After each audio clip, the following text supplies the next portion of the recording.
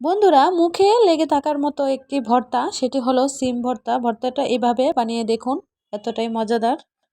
সিমগুলো আমি half cup পানি দিয়ে সিদ্ধ করে নামিয়ে নেব পানিটা শুকিয়ে। সিমগুলো একটা পাটায় নিয়ে আমি পেষে নেব। দিয়ে দেব ধনিয়া পাতা, 4-5 খোয়া রসুন, 3-4টা কাঁচামরিচ দিয়ে আমি একসাথে সিমের সাথে বেটে একটা বাটিতে উঠিয়ে নেব। 2টা পেঁয়াজ কুচি আমি বেরেস্তা করে তুলে নেব। পেঁয়াজটা নামিয়ে নেব।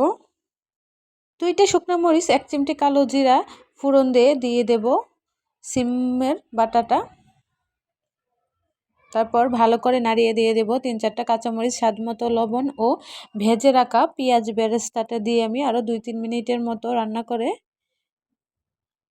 নামিয়ে নেব। ঝটপট রেডি হয়ে গেল আমার সিমের ভর্তা। এইভাবে আমি উপরে একটু বেরেস্তা ছড়িয়ে নামিয়ে নিলাম সিম ভর্তাটা। অসাধারণ এই ভর্তাটা, একবার হলেও বানাবেন।